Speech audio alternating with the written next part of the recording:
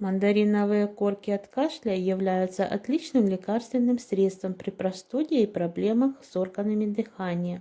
Они позволяют быстро облегчить состояние и ускорить процесс выздоровления.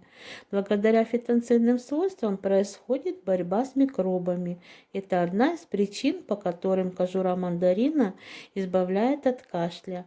Применение мандариновых корочек при первых признаках простуды дает высокий результат. На пол-литра воды понадобится вам корки одного мандарина. Поместите их в заварочный чайник и залейте кипятком. Добавьте 2 штуки гвоздики и 1 чайную ложку порошка имбиря. Через 5-7 минут напиток будет готов.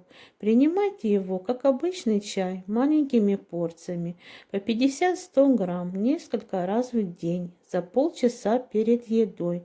Можно с медом.